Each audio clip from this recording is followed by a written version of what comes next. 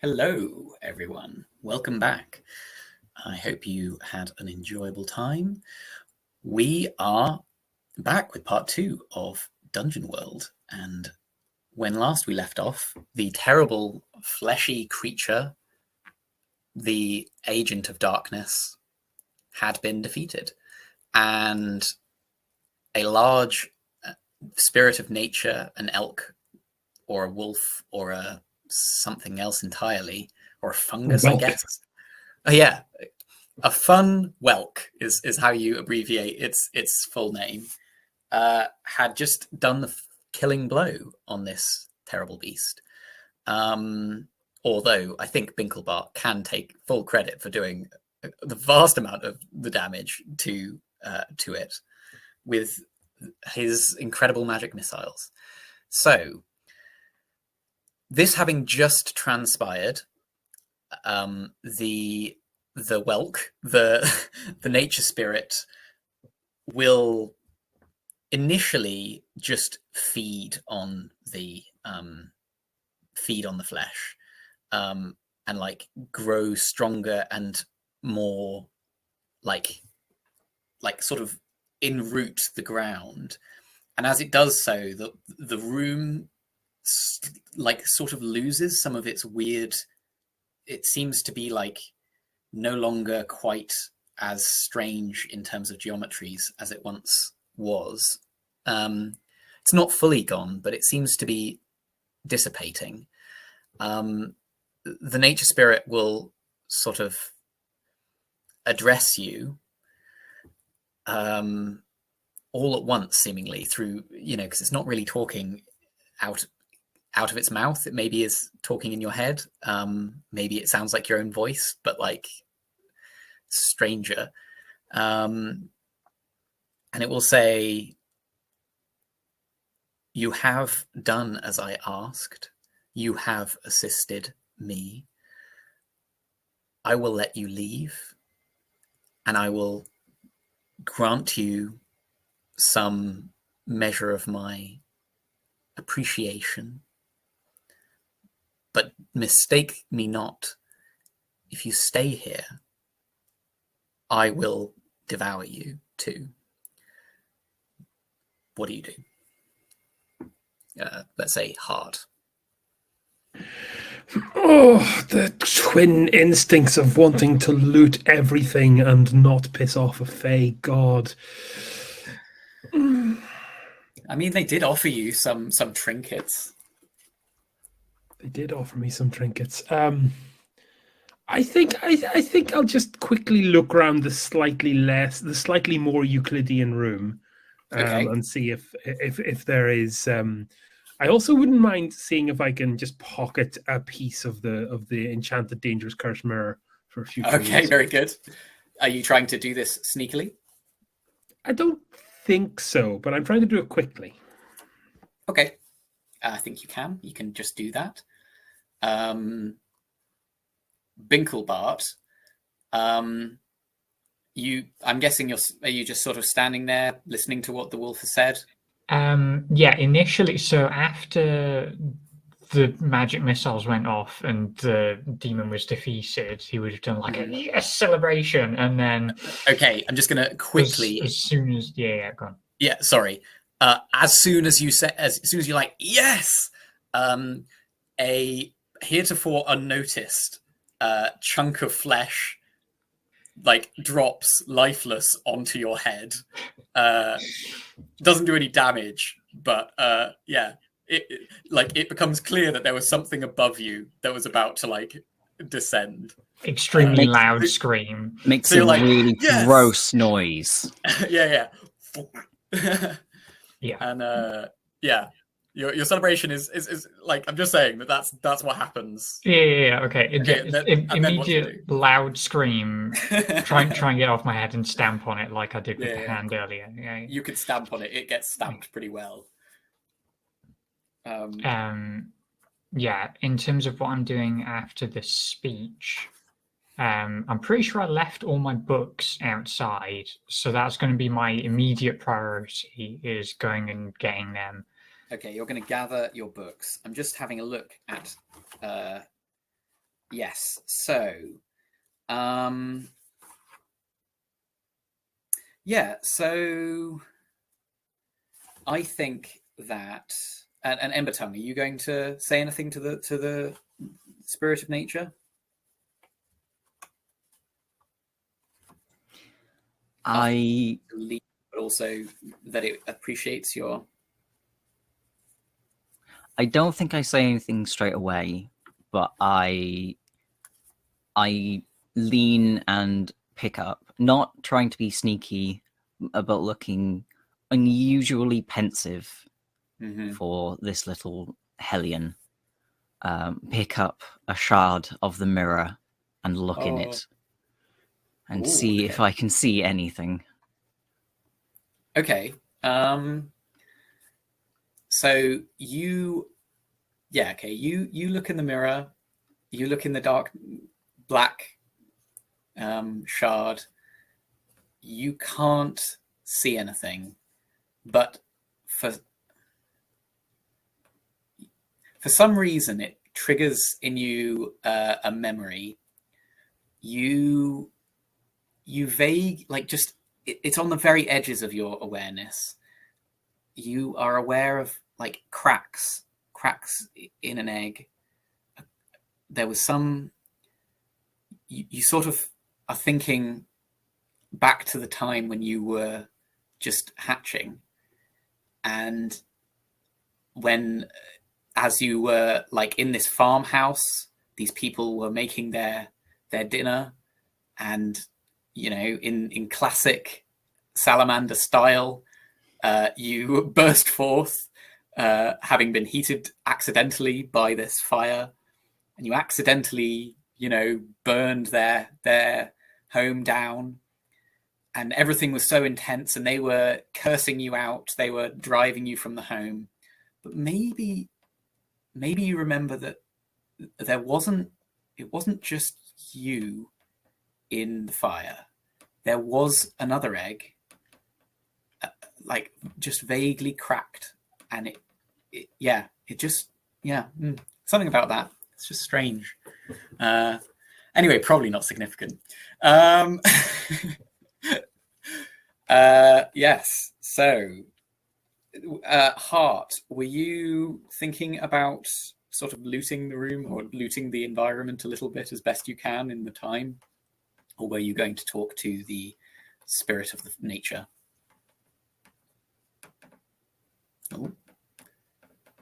Hello? Hart? Are you... Oh, sorry. Something weird just happened there. I lost like a load of frames. Well, all I was asking was, are you looting? Yeah, I'm going to quickly scan any drawers or furniture that isn't on fire. Maybe some that is, just to see if there's enough gold to have made this worthwhile. Okay. Roll a d10. And actually, no, roll a d10 and add 1. D10. Oh god, that's 2d10. That was a big number. 4. 4. You, among the sort of furniture next to the bed that was not fully burned, you find there's probably some kind of small.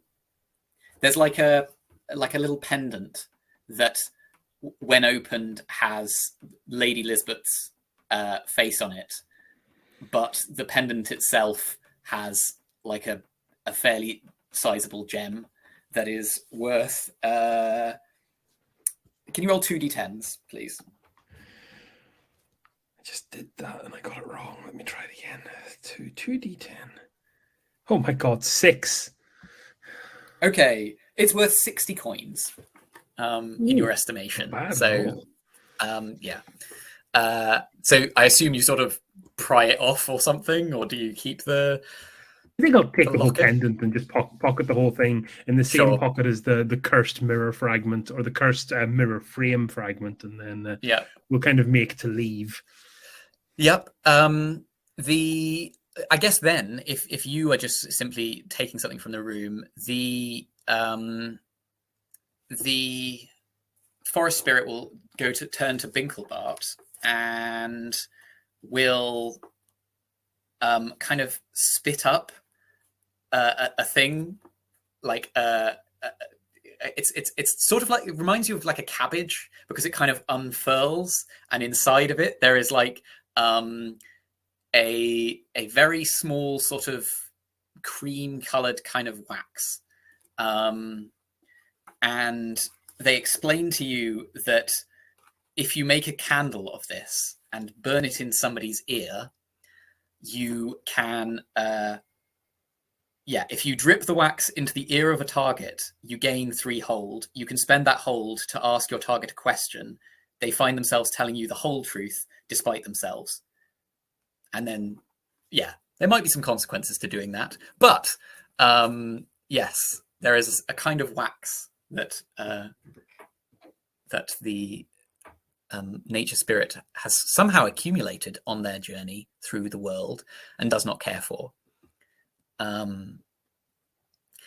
Okay, as you leave, I'm going to sort of pull back a little bit, and now we can get into more broadly what your aims are as a party. Like, what do you want to do now that you have successfully obtained some things and escaped with your life and maybe purged the world of this dark creature?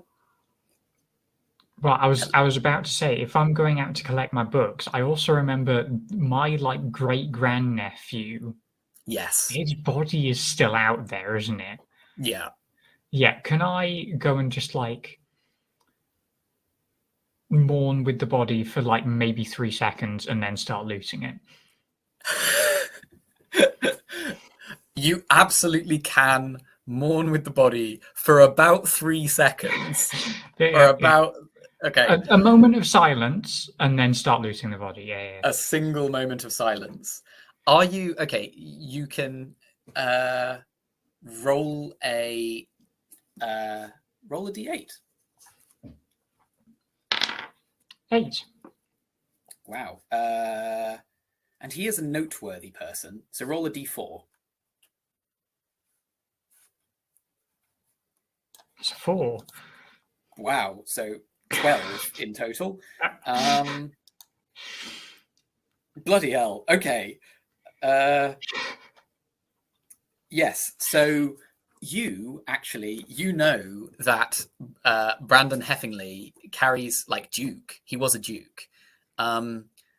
He has like lots of riches on his person, right? He has like lots of things that look valuable, but actually there is a single ring on his finger that is like a sign of his dukedom and is far more valuable than any of the like random bits of jewelry or whatever he has on him. It's like probably personally valuable to you as one of his blood, but like also probably very valuable to his now, I would guess, mourning family, depending on how you want to do this. Roll 3d4, please. You're going to turn up to the funeral as the least welcome flipping grief vendor in history, aren't you? An important question is Binkle, like, did Brandon have younger siblings, or is Binklebart now the Duke?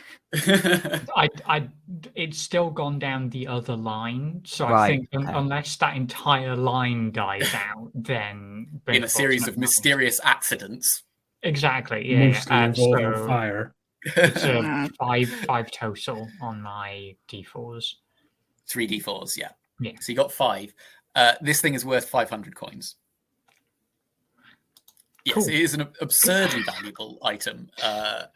It is, yes. How you will manage to sell it if you wanted to get 500 coins is a different question.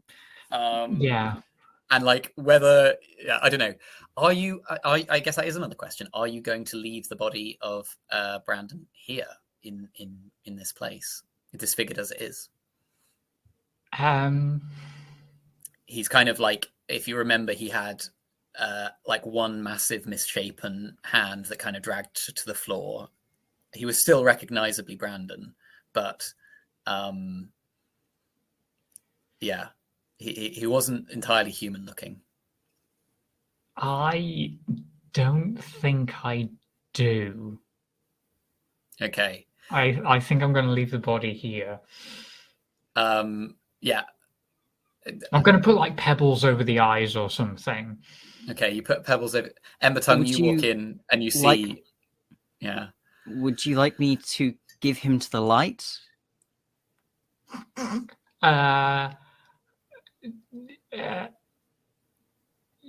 Sure. Yes.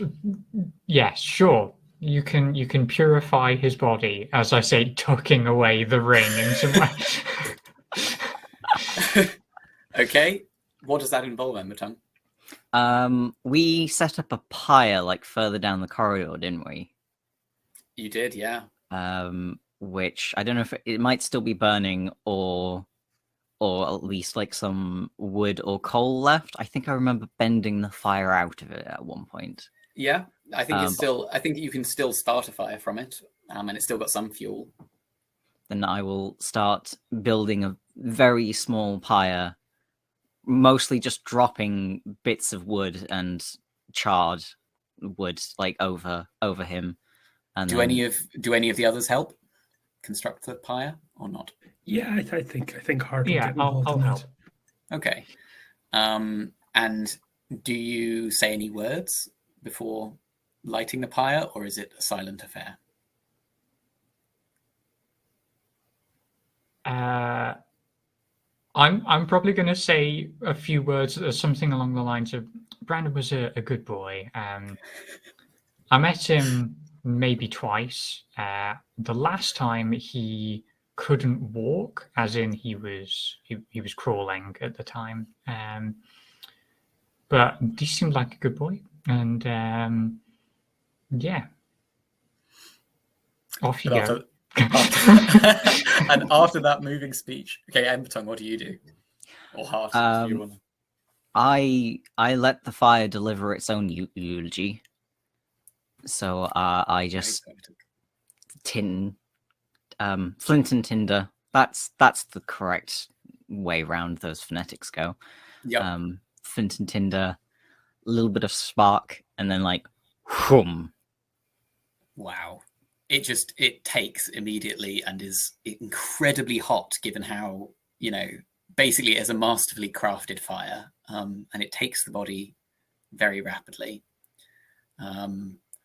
As it burns down, I'm guessing, do you guys leave? Is that the idea next? I'm going to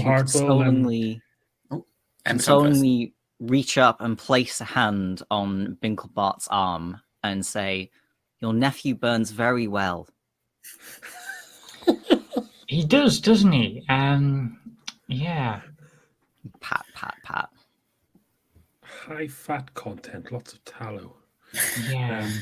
Hart's actually going to take out like one component of his pipes and kind of like you can kind of blow it as a separate instrument and play a really kind of half-hearted, quick kind of lament, which everyone who's been with him for more than like 5 minutes will realize he has realized the candor that Binklebart has for his nephew, and is responding in kind and matching the tone and severity of the moment. Okay, perfect. So not quite in tune. As you guys leave the this sort of underground complex, I guess actually maybe I can ask a sort of pointed question. Binklebart, did you ever come up with like what kind of drugs the wizards use? What is the nature of it? Yeah, so I think it's going to be called pixie dust, and it's actual like pixie dust, as in you shake a fairy and the dust that falls off said pixie is the magic cocaine. Traditional way to do it is to put them in some sort of salt shaker device and keep them on your person. It is ideal. John has reminded me in private chat that I have failed to mention what happened to the goblins you did hear a vague sort of chanting of many more voices than you've heard, because the goblins kept out of sight mostly, and you only interacted with a couple of them, but there were many more. Maybe something like freedom, but also they're kind of like that. You hear like a wolf kind of snapping or something, and then there's like a scattering sound, and they skitter through the. So you're not sure what happened to the goblins, but they seem to have made themselves somewhat scarce. Anyway, Binklebart, the question I was going to ask was, where or when did you next do pixie dust? As soon as I was able to get hold of some. Okay. Now, I don't know whether I would have pawned off the ring immediately to get money for pixie dust. I'm going to. It definitely would have been on my mind. Okay. So it depends whether I could get any without having done that. Okay. Roll a d6 and add intelligence. Sorry, 2d6 and add intelligence. Just do an intelligence check. So that's an 11. Okay. Well, then you did not need to pawn the thing. You were able to obtain some very cheaply from a vendor. And also, you were able to like make a little bit of money doing little parlor tricks for children and getting donations that way, which is perhaps, or actually, I mean, were there any other methods that you used to obtain this small amount of cash, or somewhat reasonable amount of cash for a dose of the fey good stuff?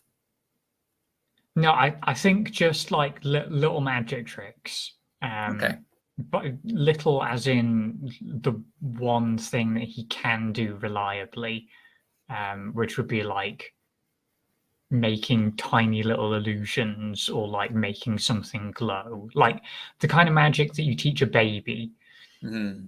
You also have the what was it, the unseen friend or whatever? The unseen servant. Yeah, I can use that for like more complex tricks of like getting it to put stuff in people's pockets to make it appear like I've moved something.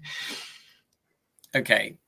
I like to imagine Binklebart doing that trick where you raise a curtain and then you drop it, and when you drop the curtain, you like duck out of the way and you're invisible. But he actually goes invisible and like drops it, and it's really amazing. And then it's just like just completely ruins. Yeah. But because he rolled well, that was actually, he managed to like suppress the sneeze. Yeah, I held my breath. That's the only way that I'm able to maintain invisibility, is just holding breath, pinching nose. Very impressive. Well, how about this? I will say that I'm going to describe your drug trip. And yeah, it is unlike previous drug trips that you have experienced. It has a level of clarity that you are unused to. It feels like as you stand.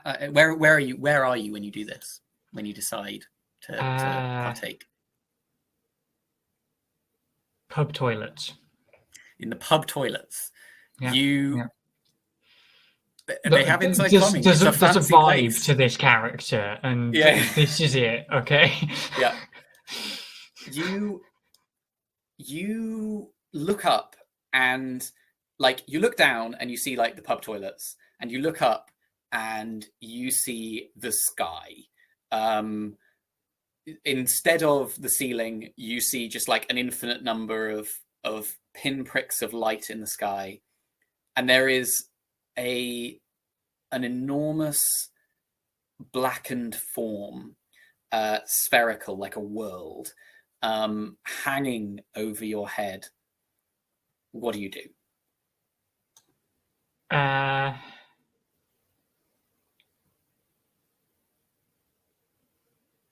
I'm probably just going to like mutter something under my breath about like low quality pixies.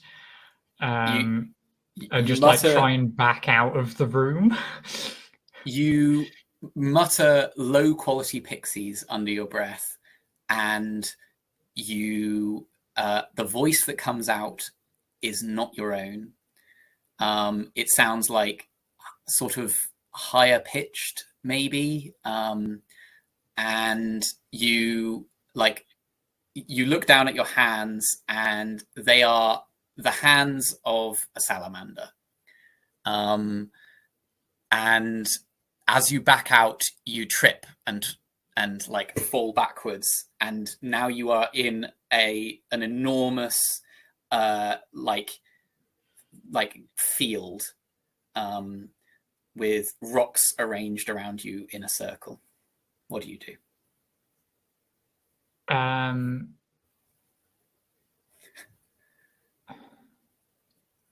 I think he's just going to go with it, and he's just going to get up and start like looking around.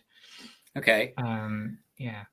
You can see that the world above, like, sort of is slowly rotating, but then like a crack forms in the mantle, and you realize it's not a world; it's an egg. There's an egg, and like the wind blows, and it's cold as anything, and the crack is sealed with frost. And you sort of shake your head, and now you're inside of the egg. What do you do?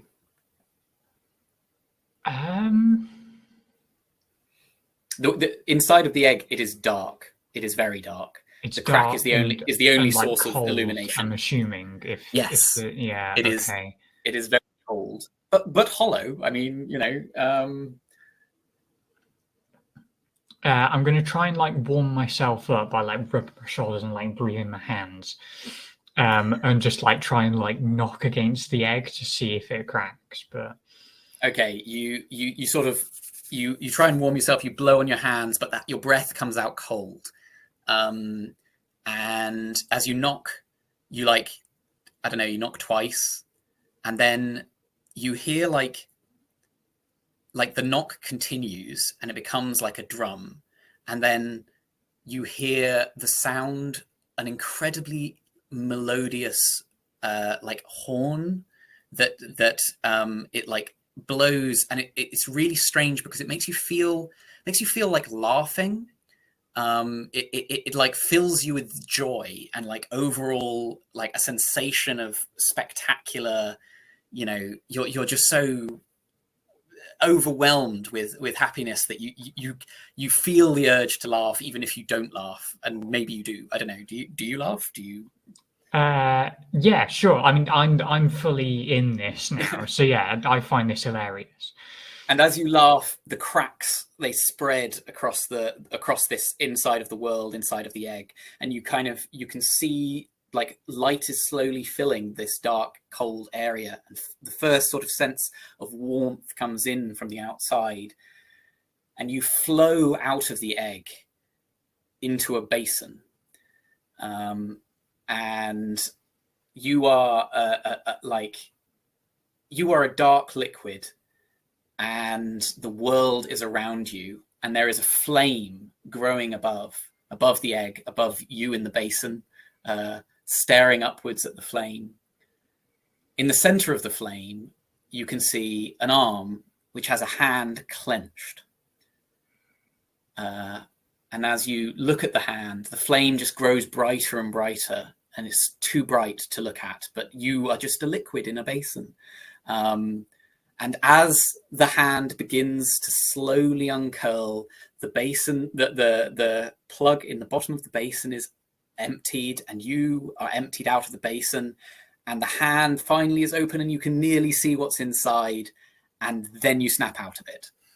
And you are in the pub toilet in the top of the room, having had what does not feel to you anything like it's strange, but it doesn't actually remind you of your previous drug experiences, partly because of how clear it was, partly because of how quickly you snapped out of it.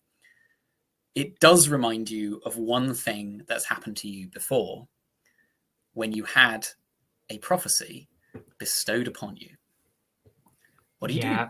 Okay. I'm immediately gonna like stand up, just like really confused for a second, and then just like run off to go find Embertongue. Okay. Embertongue, where does Binklebart find you? If Binklebart was in the pub toilets, then we're probably in the pub.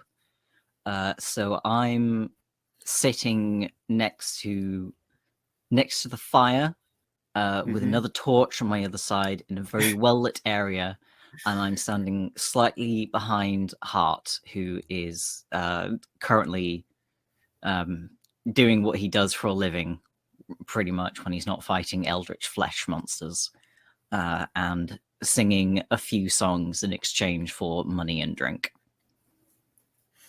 What kind of songs are you singing, Hart? Would this by any chance be the song that we were doing at the beginning, or do we still want to have this out of time slip? Is this where we slip back into real time? That would be neat, wouldn't it? I think I've just finished singing the epic of Lady what's it? Elizabeth Algieri. Elizabeth Algieri. Which is actually, it's not a song. It starts as a song, but it turns into a soliloquy or a recitation, as we call them. Yeah. And I've just finished that and kind of returned to the table. That was some good storytelling right there. I like it. The crowd, actually, roll charisma. Okay. I want to see how impressed the crowd was by this when Binklebart is coming down to chat to Embertongue. That's an 8 on the dice, and charisma is +2, 10. 10. Okay. Like one guy is like, that's very unbelievable. I don't like the pacing, but he is very rapidly shouted down by everyone else who's like, no, that was an amazing story. That was great. I love that bit with the exploding bug and the sneezing wizard. Oh, it's so ridiculous. Can't believe it. Oh, it's fantastic. Oh yeah, they love it. They love it. Some coins flow into your open. I don't know how you carry it. Do you have like an instrument bag or something? Probably will be like my instrument case. Yeah. And to cheers and hollers, Binklebart just descends the stairs, Hawaiian shirt kind of like billowing,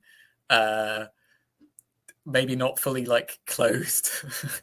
I don't know. Yeah. My in a very rushed state.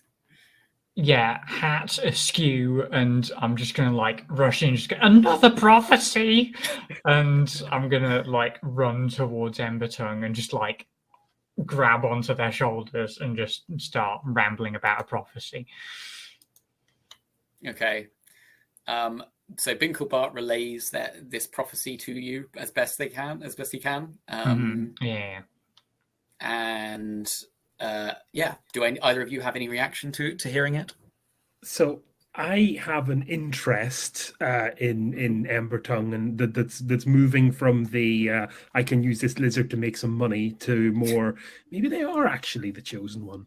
And I also have already a store of prophecies about that may or may not, it's a little bit ambiguous, relate directly to Embertongue and the great things they are the chosen one. But I think I'm going to see if the mad ramblings of our berobed friend line up with kind of my experience of Embertongue or any of the recorded prophecies that are kind of beginning to align here. Okay, so I think that's spout law. Rolling plus intelligence. Let's take a look then. Intelligence is flat. That's again an 8 on the dice. Okay. So I will tell you something interesting. So a few things stand out about Binklebart's story. To you specifically, you're more. Do you have a speciality as a bard? Do you know specific types of things? Yes, my specialty is specifically was kind of gods and their misadventures. Right. So a horn that makes you laugh, it reminds you of a story that you've heard about a pretender king who, it's like maybe a fairy tale, but maybe it's like somewhat recent. Like, it doesn't seem like it's super distant, but there was a pretender king who faced by the injustice of his like the actual king, the king regent, or whatever you call them, basically went to a prison where his allies were held, and he blew on the horn, and the walls like laughed themselves down, is the story, right? And the horn became known as the voice of the mock king, and it's supposedly an artifact that like can bring about like freedom, I guess, is what it's typically associated with. It can also be associated with destruction, but it is that's like an artifact that you've heard of. And the basin also like is an oddly specific thing. You've also heard of a kind of artifact that is like some sort of vessel. I'm just double checking my notes because I have written about this thing. The unbounded vessel is what it's known as, and it's perhaps more of a sort of metaphorical or like allegorical thing about power, where there is this kind of accumulation of, it's a vessel with a hole in the bottom, right? Like, which basically means that you cannot ever keep it full. And it can store power and it can release power, but yes, the idea is that there is a certain futility to it, but it is like, maybe you know less about this one. It is kind of revered and it has that kind of aspect to it. So like, how did you hear about these artifacts or these stories? What was the... I think when I was far in the north, where the winters are just dark all the time, and the mead halls are warm and bright all the time, long before I met these two, I was kind of learning my craft there, and there's kind of a cycle of tales where these two artifacts come in alongside kind of misadventurous gods and people attempting to drink the whole ocean to win a bet, and shape-shifting and lots of bizarre, weird gender stuff that's kind of a little bit sexy sometimes. So that's kind of where I'd heard it. Yeah. And and perhaps you have heard of them in combination. Like, maybe there's some prophecy about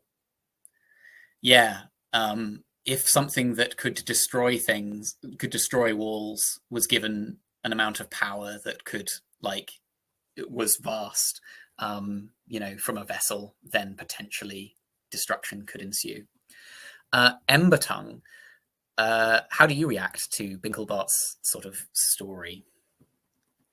The talk about like seeing the salamander hands and the egg and the frost on the egg and the feeling of being trapped obviously makes me think about my trapped clutch mates, who I'm still not sure entirely how I feel about, because salamanders don't raise their young and don't really have like an organized society, and like may come across each other, but the idea of having another salamander that I'm somehow connected to is a very strange feeling.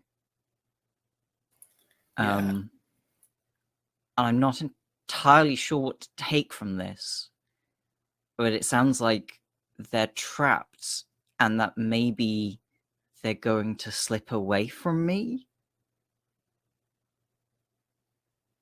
Well, yeah, I guess. Do you? I mean, you can also spout lore if you like about how you know about the situation. That is, it's not just restricted to heart. If you are interested in things you know, I think yes. I think I would like to try that.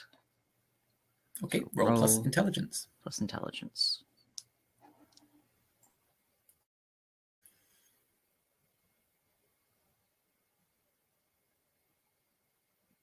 I like the facial expressions. 7. 7. Okay, so I get to tell you something interesting about this, about this sort of story, but not necessarily, obviously, immediately useful. So part of you is like aware that in salamander society, it's not really a society. I mean, there are like underground clutches or whatever, but like in folklore passed down by those who speak to each other in the darkened caverns, they talk sometimes of a lightbringer, and the lightbringer would be born at the same time as its opposite. And the fact that you have this sibling, apparently, that you have now maybe remembered, and the fact that there are these prophecies going on is starting to resonate with you deep in your bones about like the nature of, wait, was this the story I was told when I was growing up?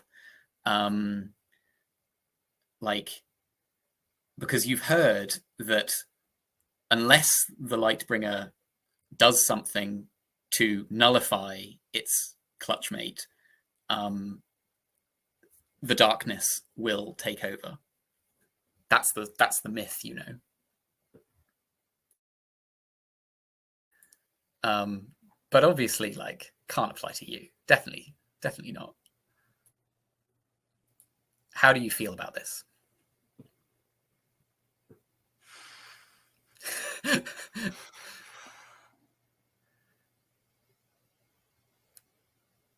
I'm just confused. Mm-hmm. Yeah, that is a totally. I don't really know. I thought that being the Lightbringer and bringing the light to the world just meant setting everything on fire, and now there's more to it, and it's very confusing. That is a fair estimation. Okay, broadly, what is the party's inclination now? What do you guys feel like doing? What threads do you wish to pull on? What would be your, going forward, what would be your ideas? I'm going to raise the shard of the broken mirror that I brought with me, which is normally still on the place of the previous one on the chain around my neck, and say, I know where this mirror came from because I lived in it, and it was light and it was beautiful. And I think I would like to go and find where it came from before then, because I found it at the meeting place of the wise wizards, like Binklebart. And I think I would like to ask them what it is. Okay. Okay. Binklebart, how do you feel? Does that mean going to the Wizard Academy? Yes. Okay. you Binklebart, you briefly have like flashes of the how many books have you, like library books have you? So I stole 5. Okay. The 5 that looked the most fancy. Oh yes. I burned my tuition bill, which is heavily overdue now. Yeah. And totals to a lot of money. Mm-hmm. And yeah, I ran away. Okay. Yeah. No, we can go. We can go to the Wizard Academy. Sure. Yeah. Are you sure? Suppose. I don't suppose there's like another academy we can go to where we won't have to pay any money. But you don't have to pay any money to go and see them. It's just you've got to pay money to, learn there for 70 years. Well, I'm hoping it will take less time than that. But this mirror came from that academy. So surely they would be the most likely to know what it is? They would be the most likely. So I will say at this point that because you studied at the Wizard Academy for so many years, you are actually quite intimately familiar with the very labyrinthine construction and the secret passages and all such things. And you know that there are ways to get into the library without necessarily going through the front door and announcing that you are here to pay back all of the tuition fee that you owe. Binglebot would definitely be more inclined to use that method of entry, but is probably not going to make it very clear to the other two that is the method of entry that they're using, and that this is definitely actually just a normal way into the Wizard Academy. Okay, so let's cut forward, if we're happy with this. Let's cut forward to Binklebart is we're outside the Wizard Academy at the moment. What is the entrance like that you have taken these two to? What is the journey that you're going to take them on to get in? In order to get in, we're not going to use the main gate, which is very ornate and elaborate. Lots of like floating crystals around it. No, we're going to go around the side, and there's a section of wall which looks perfectly normal, but is actually just a portal that leads to about 10 feet above the roof of an area, which was part of one of Binklebart's many magical accidents throughout his learning career at the Wizard Academy. How many of the secret passages in this university are Binklebart's fault, do you think? Almost all of them. He's had 70 years to just mess things up on an unimaginable scale. Okay, so do you guys walk through this? Like Binklebart introduces you this amazing portal down the seedy back alley of the wizarding school. What do you do? I think I'm cottoning on to this thinly veiled heist that we're attempting to take on. Hart knows what the entrance to Wizard Academies look like, and this does not match. But nonetheless, I'm going to go ahead with it, and maybe if there's a drop involved, we'll kind of be responsible for kind of getting people through safely. Yeah, I was about to say. Yeah, I'm going. Well, not explicitly. I'm basically going to say. So when you step through, brace your knees. Okay. So who goes in first? Is it Hart?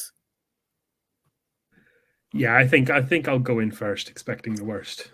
Okay, you find yourself falling 10 feet. What do you do?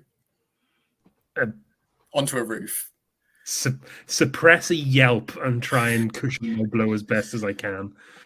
Okay. I think you're trying to avoid skittering off the roof, like down the thing. Yeah. So, do you want to approach it in a sort of quick way or a strong way? What's the kind of?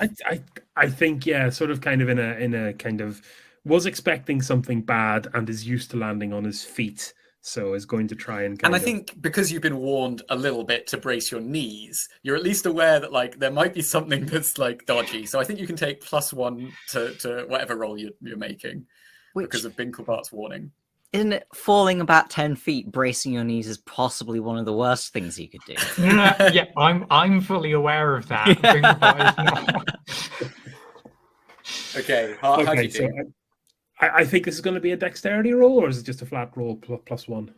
If you're trying to do it quickly, then it is dexterity. Great. That's 10 in total, 7 on the dice. Wow, very good. So you very deftly sort of like brace yourself carefully against, you kind of slide down, but you're being very controlled about the way that you did it because you positioned your body really well. And then about a second later, Embertongue it emerges out in thin air, pops into existence, and then starts falling. Embertongue, what do you do? I think I took Bicklebart's advice completely to heart, so I try and land on my feet with knees braced. Okay. For all I know, that's part of the spell. Yeah, who knows? Okay, you roll defy danger. Shall we say strength? I'm going to do my very best. I'm going to do my very best to aid Embertongue here because this is I kind of know what's going to happen now, and I'm going to try and at least cushion the fall. So you roll bond with Embertongue. Embertongue, I think it's Constitution actually because it's just how strong are your knees. I got an 8 on that. Okay. So would that be a +1, an 8? Yes. Then I rolled 13. Wow. Okay. And it's because it's actually fine for Embertongue because salamanders, like, there's probably some amount of bone structure in them, but most of their rigidity comes from a series of fluid-filled sacs and cartilage. So when they land, like, it completely absorbs all of the shock. Okay, so on a 7 to 9 of aid and interfere, which is what Hart got, they expose themselves to danger. So, Embertongue, you land spectacularly. You bonk, and it just solidly, you cushion using the cartilage. Binklebart gave you such great advice. Hart successfully helps you to also cushion it, but the force of cushioning it makes Hart's foot slip on the tiles on the roof, and now Hart is slipping. Two things happen at the same time. So Embertongue, you see that Hart slipping, and you also hear Binklebart materialize 10 feet above you. What Binklebart's doing is because he's used this entrance so and exit multiple times. So what he's actually done is he's shuffled himself through the portal and is dangling. Oh yeah. With his hands on the other side of the portal to try and reduce the fall as much as possible. Very good. So Binklebart is not actually seemingly not in any danger. Embertongue, what do you do? Hart has just slipped on one of the tiles because he braced himself to save you. I'm going to. There's not an awful I think my impulse might be to try and grab you, and I will probably do nothing. But okay, grab you and try and stop you from falling further. I think that can. I think you can just do that. Okay. So I think all he needed was a little bit of extra balance. It wasn't and you provided that. Teamwork.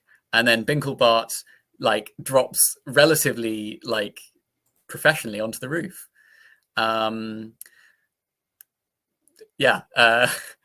What kind of facial expression does Binklebart have? when he successfully drops onto the roof, seeing his friends like sweating profusely and kind of like You're right. It's yeah, it's an interesting way in, isn't it? Definitely planned, 100%. Some of the greatest architects in Wizarding history designed that entrance. I can see it being a very effective way of keeping out non-wizards. Yes, is obviously sorry, I should have made clear that yeah, the wizarding thing is really, really important for understanding how to get through that. The grumbling some curses to some very obscure deities. Okay, so you progress along the roof.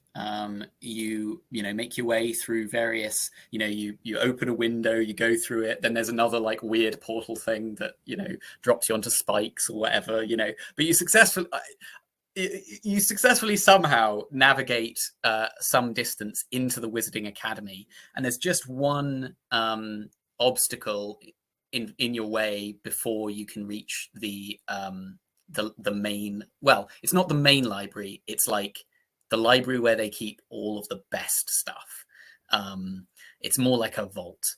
And Binklebart, what kind of creature patrols the halls in order to guard this area, or construct, or how do the wizards protect the library? There People are who two don't have library options here. passes. There are two options here. Number one, we continue with my impression that this is essentially the Wizarding Academy from Discworld, and it is just instead of an orangutan, it's like a gorilla, or it's some kind of like knight-shaped construct that is just made out of like obsidian or something. Okay, so stomping along the corridor, you see a gorilla in knight's armor, just like clattering along. It has not noticed you. You are in one of the side rooms. What is your plan to evade this knight gorilla? His name is Mr. Heaving. Okay. He's actually very nice. We had time to plan this, didn't we?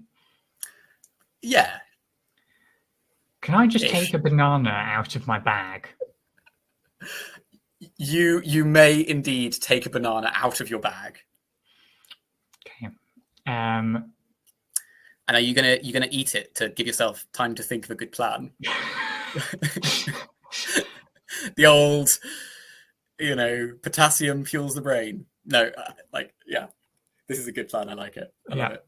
I'm gonna we're probably like tucked behind one of the columns at the moment while the gorilla is marching up and down.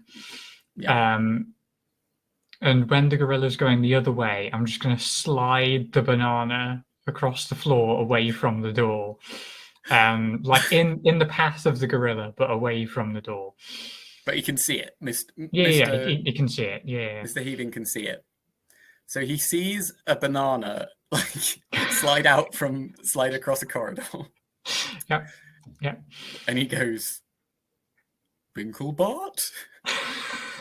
Yeah, exactly. And I'm just going to poke my head around, just go, hi, Heaving. Oh, good to see you. And he bounds over and gives you a massive, crushing hug. And it's really cold. And because it's, it's just armor, right? It's like hard metal armor over the top of a gorilla hugging you. There's a certain crushing element to the hug. Oh, it's been so long. It has far too long. These are my associates that I'm just giving a quick tour. Pleased to meet you. Pleased to meet you. He goes and he offers his like massive gorilla paw to Hart. I'll probably like try. Maybe I'll manage to shake the top finger. Oh, he's very aggressive at like shaking the hand. Oh, and who is this little one? I am. They call me Ember Tongue. Oh, very strong name. I'm Mr. Heaving. Hello, Mr. Heaving. Pleased to meet you. What brings you to old Binkle's haunt? Old haunt. Oh, I'm so bored. I hold up the shard of mirror and say, I think this came from here, and we would like to know more about it, because I think my sibling is trapped inside it, and I might need to kill them. Oh, that sounds or save them. I'm a bit above my pay grade. It's it's a very complicated magical object that we're trying to figure out roughly how it works, you know. So of course I immediately thought of you. Oh yes, I mean I appreciate the thought. I'm so glad to see you. It's been such a long time. And he just grabs the banana and starts eating it. So I suppose you're going to want to see the special section. I mean, only if you're okay with that, obviously. Oh yes, of course. Anything for a friend. Anything for a friend. He's really happy with. You don't happen to have another banana, do you? Oh, don't worry. I came prepared, and I pull out an entire bunch of bananas. Oh, you know me so well. No one else appreciates me and my love of bananas. And he like gladly starts chowing down on the thing, and he takes you to the room where the special books are kept. And like it is like a vault door. And Mr. Heaving pulls on a variety of like arcane, levers and turns clocks to certain degrees, and incants the same ancient password he was taught as a mere like young gorilla. And the door finally like swings open, and you have access to the secret library. And he goes, I'll stay out here. I should probably, watch to make sure no one, untoward is accessing the library. Absolutely. We wouldn't want any ne'er-do-wells coming in here. Oh, no. You're doing a fantastic job. Thank you, Binklebard. It's so good to see you again. Give me another hug.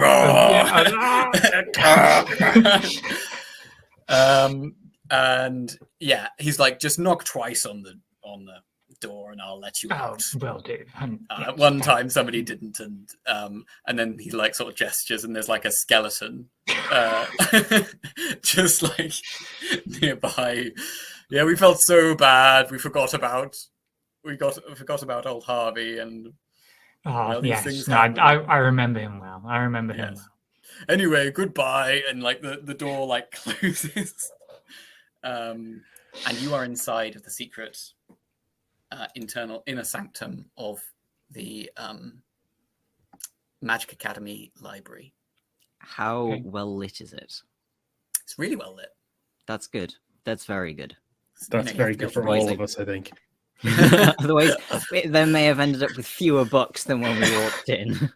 Yep. It's funny, it's not just a library. Like, there seem to be all sorts of objects in various, like, on plinths and such. What do you do? Well, immediately, Binklebart's primary concern is obviously topping up his supply of books that he stole. You can absolutely get 5 more interesting books, or like up to 5 interesting books. Yeah, cool, brilliant. And then he'll show the others to like a section that he thinks might be relevant. It almost certainly isn't. Okay. I think Hart's going to be phenomenally distracted by the artifacts on show here, and he's going to kind of be scanning them, looking for any similarities between the ones mentioned in prophecy and the ones that have the ones that are on plinths here. Okay. Yeah, you can sort of keep looking around here. I guess there's discern realities, so roll plus wisdom. Oh, you're muted. The silent number Chris. on the number I got was 6. The total number is 6. Okay. The total number is 6. Well, you do not see anything useful, particularly. You can't. Yeah, Embertongue, what do you want to do? You are also muted. Of course I am. Is there a section in here? I can only explain it in human terms.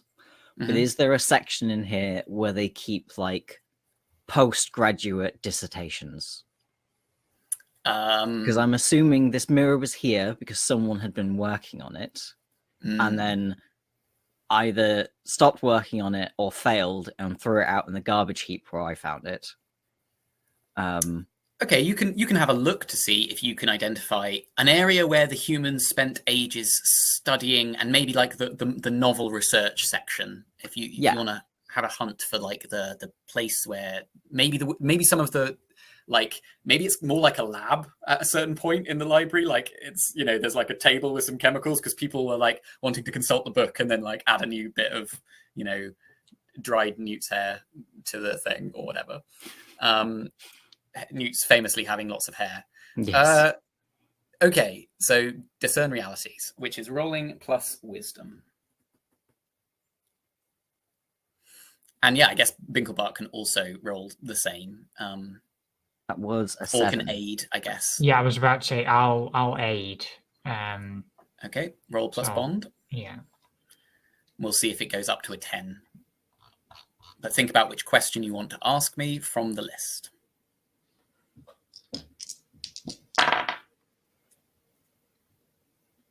So that's an 8 total on my bond roll.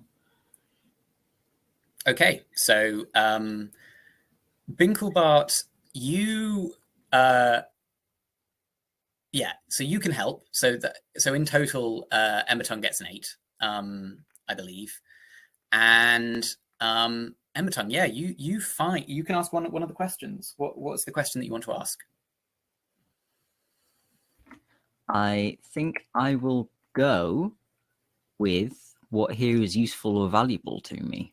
That seems the most straightforward. Okay. What here is useful or valuable to you? So you see a specific area exactly as I described with the like lab, and like there's a particular book that like just catches your eye and you're like, wow, this book has like, it's like got all sorts of pictures of optics and visuals, and you like open it up and you're like scroll, you're pouring through the pages and you can kind of see that there's like maybe references to mirrors and amazing things. Binklebart, meanwhile, you get this like weird like prickling on the back of your neck. Something strange is happening. Embertongue is still like looking through all of these books, and Embertongue, you come to turn a page, and staring before you is the exact mirror that you have seen in your dreams many times before. And as you like touch the page, you suddenly feel like you're in the presence of an elder salamander god or something like that. The room fills with light. A salamander, probably the size of a house, because they just keep getting bigger, appears before you and says, you have found me. I am the god of light, and you will be my avatar. And so like with eyes just like white as like white hot coals, they are aflame, and he like reaches it's not actually a he, they reach their like hand down to touch you. What do you do? I reach up to embrace the light. Okay, as you touch the light, by the way, the other two of you do not see this. You just see Ember Tongue like reaching up to something.